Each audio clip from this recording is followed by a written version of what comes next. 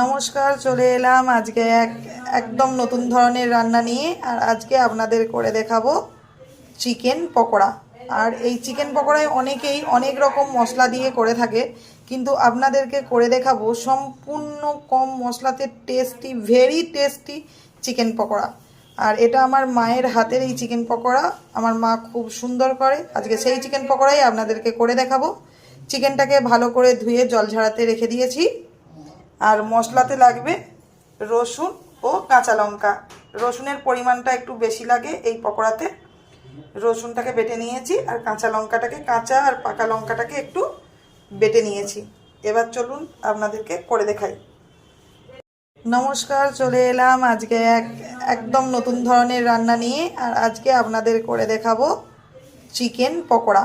আর এই চিকেন পকোড়ায় অনেকেই অনেক রকম মশলা দিয়ে করে থাকে, কিন্তু আপনাদেরকে করে দেখাবো সম্পূর্ণ কম মশলাতে tasty, very tasty chicken pakora.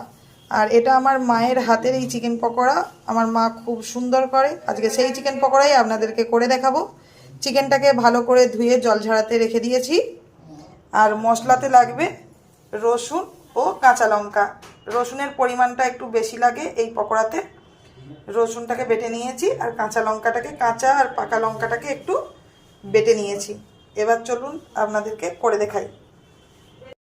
সাথে লাগবে কর্নফ্লাওয়ার আর ডিম।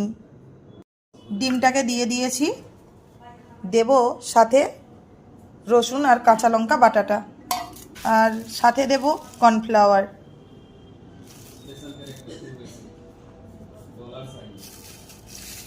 আর এই সময় দিয়ে দেব পরিমাণ মতো নুন।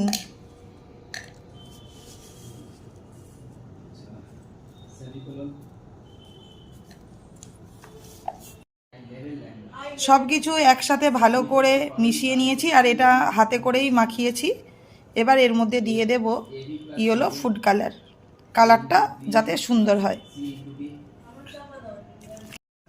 একই সাথে দিয়ে দেব সামান্য রেড ফুড কালার। তো রেড কালারটা দিলে আরও সুন্দর কালারটা আসবে, তাই খুব সামান্য পরিমাণেই রেডটা দেব। আর একই সাথে দেব খাবার সোডা।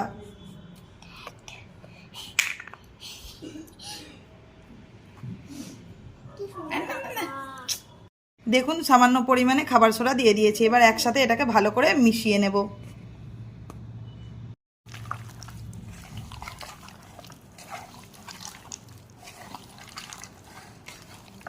কিছু দেখুন একসাথে মিশিয়ে নিয়েছি, কত সুন্দর লেগেছে কালারটা দেখতে।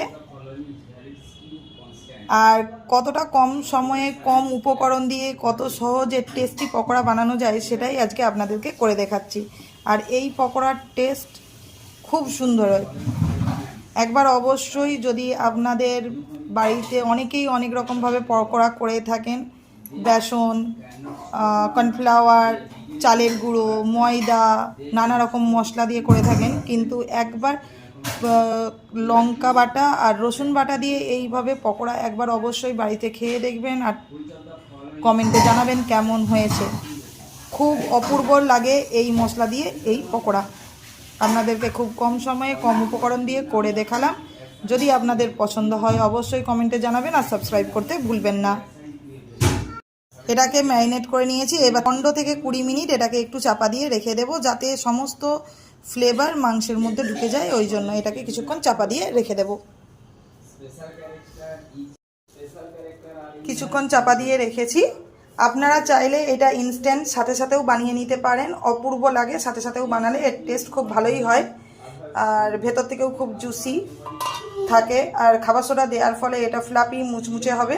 হাতে যদি কোনো টাইম না থাকে, বাড়িতে লোক, আত্মীয় স্বজন এসে থাকলে আপনারা ইনস্ট্যান্ট সাথে সাথে এটা বানিয়ে নিতে পারেন এইভাবে মাখিয়ে।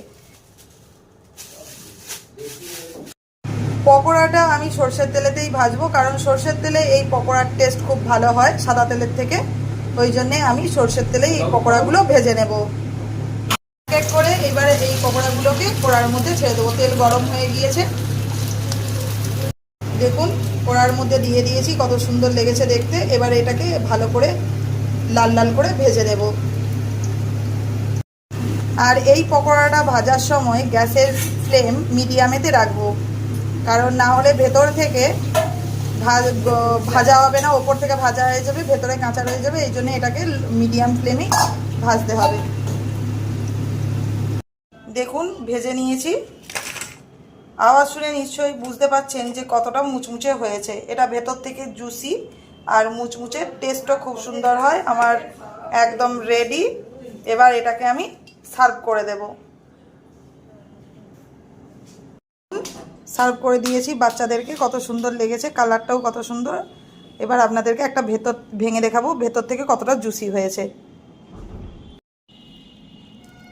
দেখুন, দেখে অবশ্যই বুঝতে পাচ্ছেন ভেতর থেকে কতটা জুসি আর কতটা টেস্টি। অবশ্যই একবার এইভাবে আপনারা বাড়িতে ট্রাই করবেন আর কমেন্টে জানাবেন কেমন হয়েছে। যদি ভালো লাগে অবশ্যই সাবস্ক্রাইব করতে ভুলবেন না।